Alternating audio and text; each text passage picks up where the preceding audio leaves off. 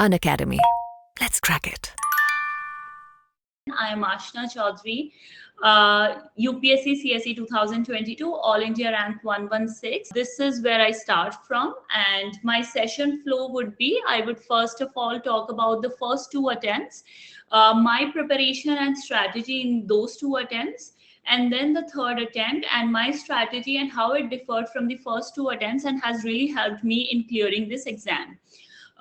Later on, I'll talk about a few learnings, key learnings that the aspirants can derive from my preparation strategy and from my success after failing that came after failing twice. So that I would talk about. And then finally, I would open up the forum for your question and answers, wherein you can post your questions in the doubt section. I repeat again, please post the questions in the doubt section, because in the chat I tend to skip those questions and you do not want your question to be skipped, right? So beginning from my first two attempts. So preparation and strategy, the first attempt that I took, I was not very well prepared there, though though it came after an active phase of my preparation. I did not practice much. So my first attempt has mostly been about acquiring as much knowledge as I can from wherever I can get it. I was not very sorted in my approach. My note making, I would say, was not up to the mark. I was not able to correlate current with static. I was reading everything, trying to understand everything, but revision was missing in my in the first attempt that I took. So my first attempt has mostly been about reading books, trying to retain them, uh, not getting time to revise them, not getting time to practice them enough, uh, trying to read each and every newspaper that I can, trying to gather each and every information I can, trying to cover comprehensively each and every subject. So I would read 3 to 4 books for every subject. For modern India, I would do Spectrum.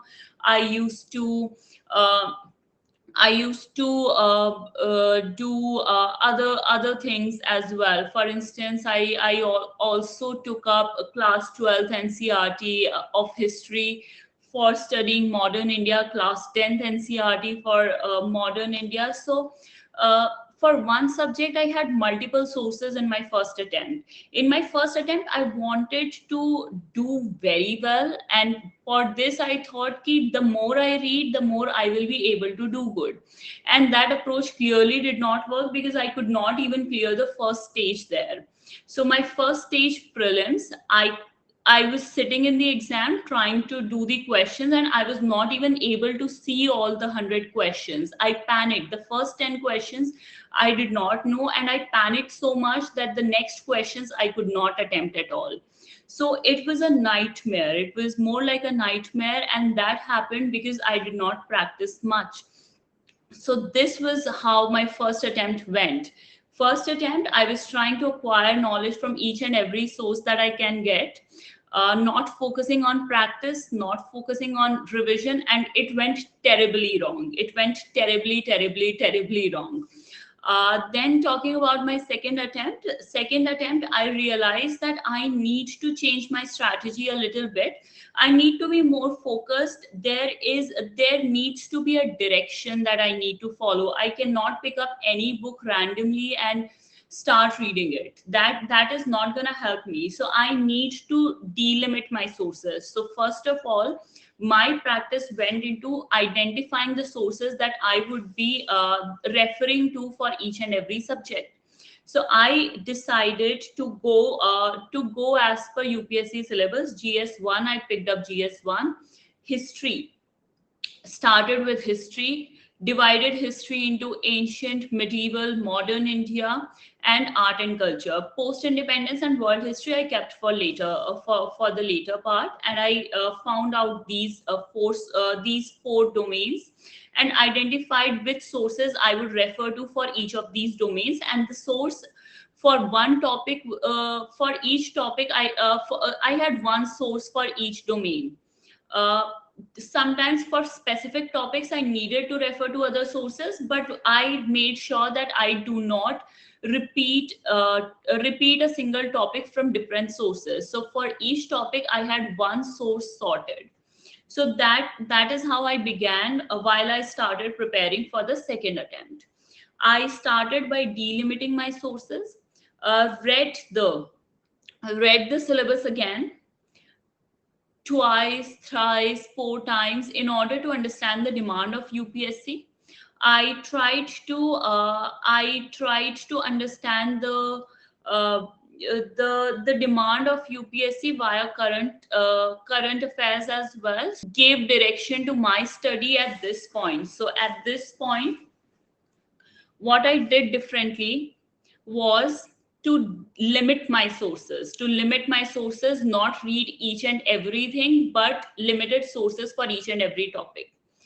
Two, I decided to take practice tests more seriously. I started taking practice tests more seriously. Three, I started revising thoroughly. Four, I understood the requirement of current affairs for this exam and the need to focus on current affairs for this exam.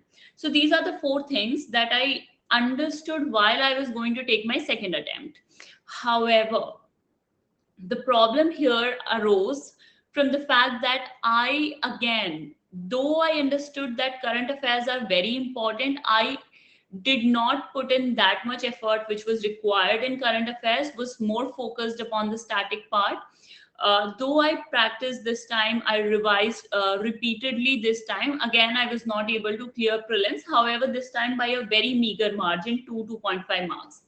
So when I so this time when I could not clear, I was not heartbroken. I knew that I have improved significantly from my previous attempt wherein I could not even read all the questions. This time I was able to read all the questions.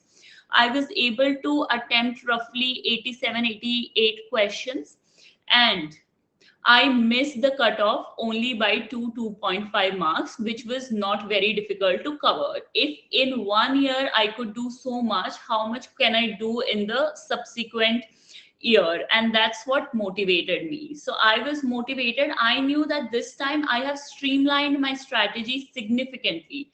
However, there are still a few things that I need to take care of. And in those few things, the thing that came was current affairs. So somehow I was not able to, I assessed myself and I realized that I was not able to answer the questions that were related to current affairs really well. My preparation has rigorously been based on current affairs. So for current affairs, what I did was I used to read newspaper every day. I would make small notes out of the newspaper, and I have already told you how I did that. For instance, I'm reading the newspaper and there is a news on Netaji Subhash Chandra Bose. So I will take up Netaji's name, write that, put a colon, whatever information is given, factual information, I would take that out of the article and would mention it with colon. So in about 1 to 2 lines, I would try to limit my information about Netaji. So that is how I started doing current affairs. So this time my preparation for current affairs has been quite rigorous.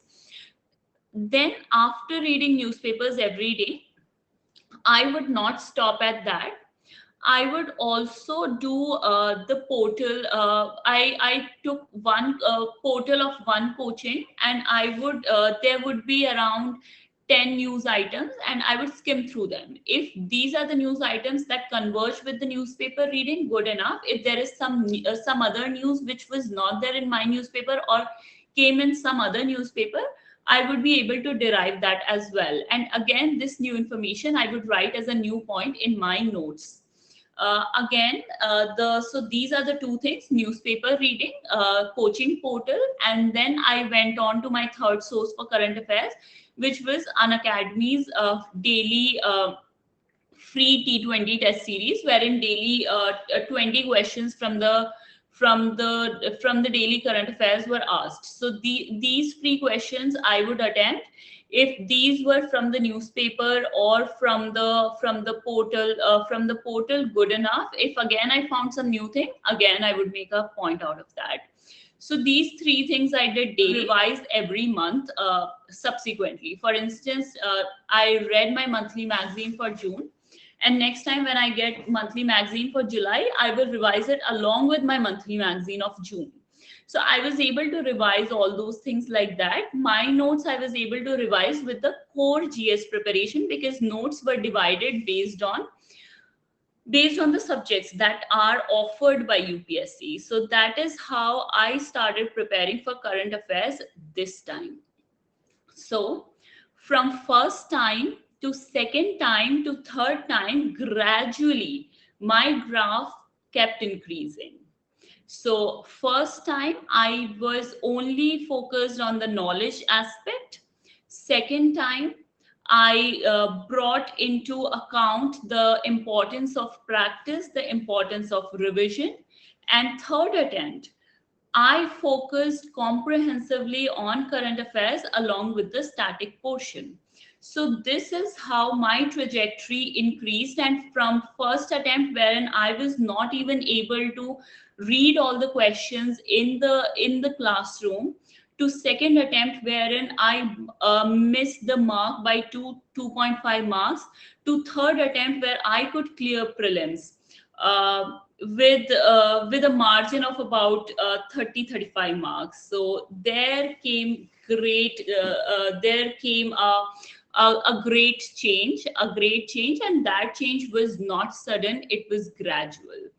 And these are a few changes that I incorporated in my strategy over a period of 2 years, and that has helped me be here sitting in front of you. Because after clearing prelims, I was able to clear the other two stages as well. So the roadblock that I found in the previous two attempts, I was able to go through that, or to surpass that, by bringing about slight changes in my strategy from time to time.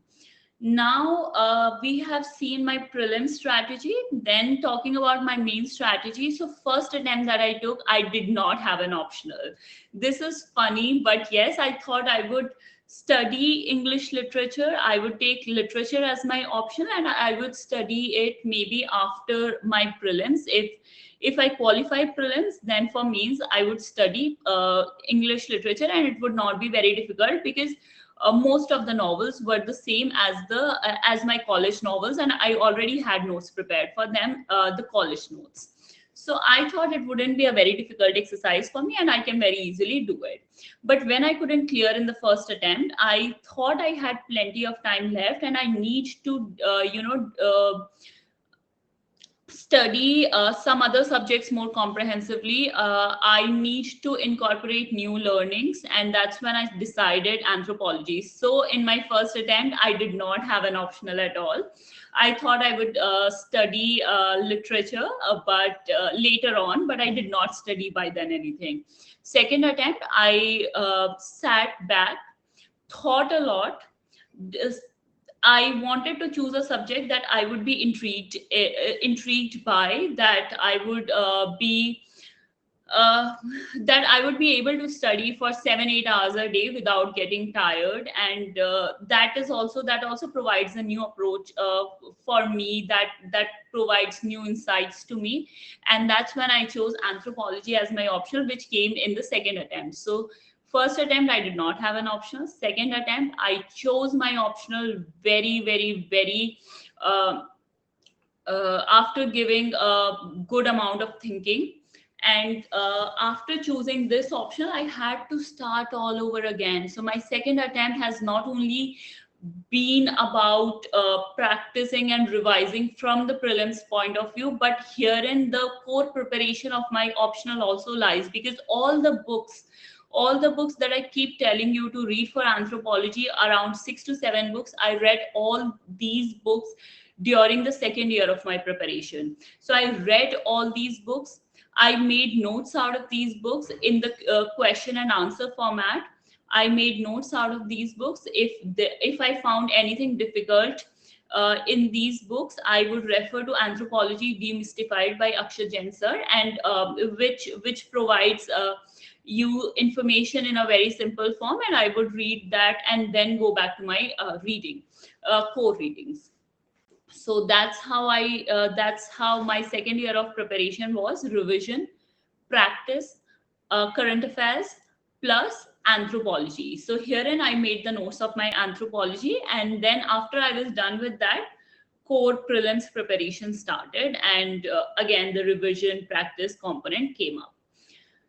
Then after that, however, it was only limited to the second year of my preparation was only limited to making notes and reading the books of anthropology. Herein I was not involved in the answer writing process. Herein I was not involved in the revision aspect for anthropology or for my optional, for instance. And the third attempt, so after I couldn't clear prelims a second time in a row, I decided I will start with optional this time. I will make sure that I clear prelims. I was very geared up that I am clearing prelims this year. And not only am I clearing prelims this year, but I'm also clearing the entire cycle, which I did. So in order to clear the entire cycle, I cannot expect myself to sit for the exam without having my optional prepared thoroughly. So this time my preparation started with optional. So from having no optional in the first attempt to deciding on my optional and preparing notes, to revising those notes repeatedly and engaging in an answer writing process, has comprised my first, second, and third year of preparation. So herein, mains, prelims, we have seen how I have focused on current affairs differently, comprehensively covered in my third attempt. Optional as well was given its due recognition during this attempt. So then I started preparing for optional this time. Then I also got reminded of ethics, that I do not have a source for ethics, because in the previous preparation I have been so preoccupied with the preparation of prelims itself. So if I am able to clear prelims without optional and ethics, I would not be able to clear mains. So after my optional, I went directly to ethics, saw a few videos on YouTube, made my own notes for each and every topic which is mentioned in the newspaper, which is mentioned in the syllabus. I made notes. I supplemented these notes with examples, case studies, and I also watched. I also went through a few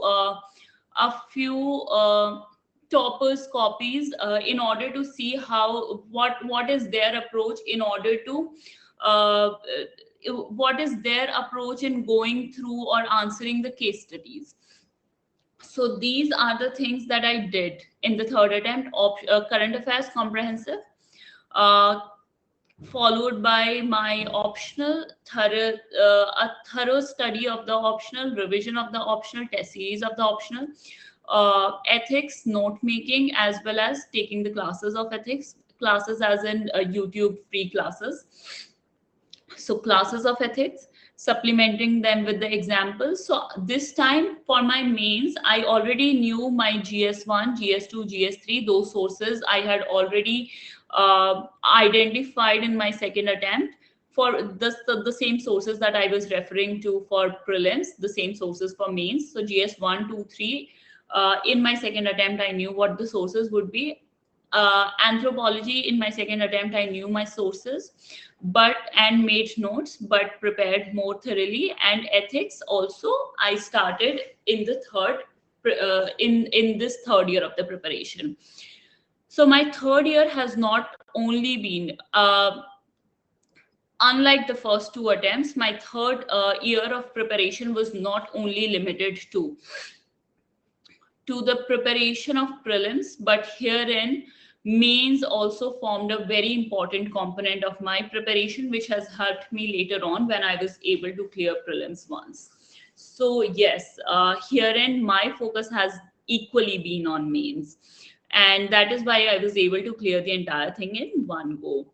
And at the same time, when I would study, I would also try to understand, to probe my understanding and my stand on the situation. For instance, if I'm studying uh, a problem with certain uh,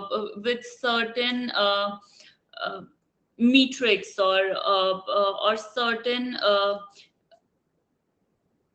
tool to understand unemployment, and if I'm studying certain tool to understand unemployment, before studying the issues or the problems with that tool, I would try to, before reading the problems that have been identified by others, I would try to identify the problems myself. So in that way, I was also trying to brainstorm things which helped me during the interview process as well. So my third attempt has been an integrated approach wherein prelims, mains, and uh, interview, all three of them were equally important right from the first day of preparation.